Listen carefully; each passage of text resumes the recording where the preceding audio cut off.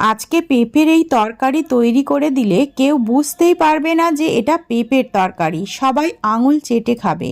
নমস্কার বন্ধুরা, আজকে আরও একটি নতুন রেসিপিতে আপনাদের সবাইকে স্বাগত। পেঁপের তরকারি তৈরি করার জন্য আমি এখানে একটি বড় সাইজের পেঁপে থেকে এক টুকরো তুলে রেখে মোট 3টে টুকরো পেঁপে নিয়ে নিয়েছি। প্রথমে ভালো করে খোসাটাকে ছাড়িয়ে নিতে হবে।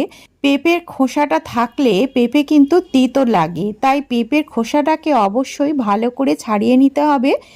তারপর পেঁপেটাকে আমি পরিষ্কার করে ধুয়ে নিয়েছি, আর সামনের দিকে যে দানার অংশটা ছিল একটা চামচের সাহায্যে সেই দানাগুলোকে ভালো করে চেঁচে নিয়েছি। এখন একটা গ্রেটার নিয়ে নিয়েছি, আর এর মাঝারি ছিদ্রযুক্ত অংশটা দিয়ে পেঁপেটাকে আমি গ্রেট করে নিচ্ছি। পেঁপের এই তরকারি যদি আপনারা বাড়িতে একবার এই রেসিপি দেখে তৈরি করে থাকেন তাহলে এর স্বাদটা বুঝতে পারবেন। সম্পূর্ণ পেঁপেগুলোকে এরকমভাবে গ্রেট করে নিয়েছি। এর সাথে লাগবে আলু, একটা মিডিয়াম সাইজের আলুকে ছোট ছোট টুকরো করে নিয়েছি। এবার চলে গেলাম রান্নার পদ্ধতিতে। একটা কড়াই গরম করে এর মধ্যে দিয়ে দিচ্ছি 2 টেবিল চামচ মতো সর্ষের তেল। তেলটাকে ভালো করে গরম করে নিয়ে কেটে রাখা আলুটাকে এর মধ্যে দিয়ে দিলাম, আর বেশ কিছুক্ষণ সময় ধরে আলুটাকে হালকা কালার আসা পর্যন্ত ভেজে নিয়ে তুলে রাখলাম। আলু ভাজা হয়ে যাওয়ার পর ওই তেলের মধ্যে ফোড়নের জন্য দিয়ে দিচ্ছি তেজপাতা, শুকনো লঙ্কা, সাদা জিরে এবং কালো জিরে। ফোড়নগুলো ভেজে নেওয়ার পর এর মধ্যে দিয়ে দিলাম সামান্য একটু হিং, আর হিংটা দেওয়ার সাথে সাথেই দিয়ে দিলাম গ্রেট করে রাখা পেঁপেটা। পেঁপেটাকে এই ফোড়নের সঙ্গে ভালো করে মিশিয়ে নিলাম, আর পেঁপেটাকে ফোড়নের সঙ্গে তেলের মধ্যে ভালো করে ভেজে নেব, যাতে পেঁপের যে কাঁচা গন্ধটা এই ফোড়নের গন্ধতে চাপা পড়ে যায়।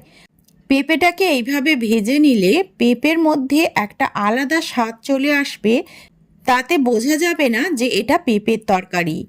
গ্যাসের ফ্লেম লো করে দিয়ে ঢাকা দিয়ে আমি পেঁপেটাকে ভেজে নিচ্ছি। পেঁপেটা ভাজতে ভাজতে এদিকে আমি একটা মশলা তৈরি করে নিচ্ছি।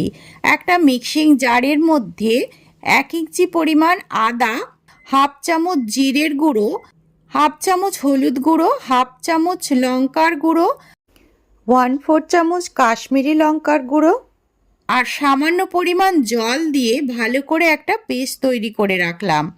3 থেকে 4 মিনিট সময় ধরে মাঝে মাঝে ঢাকা খুলে নাড়াচাড়া করে পেঁপেটাকে ভেজে নিয়েছি। পেঁপে এখন অনেকটাই নরম হয়ে এসেছে এবং পেঁপেটার গায়ে হালকা হালকা একটা কালারও চলে এসেছে। এখন আমি এই পেঁপের মধ্যে দিয়ে দিলাম ছোট টুকরো করে কেটে রাখা একটা বড় সাইজের টমেটো, 2 মুঠো পরিমাণ কড়াইশুঁটি, ভেজে রাখা আলু, স্বাদ অনুযায়ী নুন, আর আগে থেকে তৈরি করে রাখা মশলাটা, আর এর সাথে মিক্সিং জার ধুয়ে কিছুটা পরিমাণ জল দিয়ে দিলাম। এই জলেতেই কিন্তু পুরো রান্নাটা করে নেব, আমি বাইরে থেকে কোনো রকম জল ব্যবহার করব না। এবারে সমস্ত মশলাগুলোকে ভালো করে পেঁপের সঙ্গে কষে নিচ্ছি। এখন কড়াইশুঁটি পাওয়া যাচ্ছে বলে আমি কড়াইশুঁটি দিয়ে রান্নাটা করলাম। আপনারা কড়াইশুঁটির পরিবর্তে ছোলা, বড়ি এইসব জিনিসও ব্যবহার করতে পারেন। আর নুনটা অবশ্যই পেঁপেটাকে ভালো করে ভেজে নেওয়ার পরে দেবেন, তাতে পেঁপেটাকে ভালো করে ভাজা যাবে। তা না হলে পেঁপে থেকে জল ছেড়ে দিলে পেঁপে ভালো করে ভাজা যাবে না। সমস্ত কিছু ভালো করে নাড়াচাড়া করে কষে নিচ্ছি। তারপর এটাকে ঢাকা দিয়ে আবারও কিছুক্ষণ রান্না করে নিচ্ছি লো ফ্লেমে। এখন ঢাকাটাকে খুলে নিচ্ছি আর দেখে নিচ্ছি যে আলু সেদ্ধ হয়েছে কি।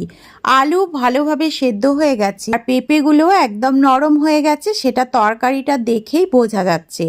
এবারে এর মধ্যে দিয়ে দিচ্ছি স্বাদের জন্য হাফ চামচ মতো চিনি, সামান্য পরিমাণ গরম মশলা, আর হাফ চামচ ঘি, সাথে 2টো কাঁচা লঙ্কা দিয়ে দিলাম, আর ভালো করে নাড়াচাড়া করে এটাকে ঢাকা দিয়ে আরও মিনিট 2 মতো কুক করে নিলাম।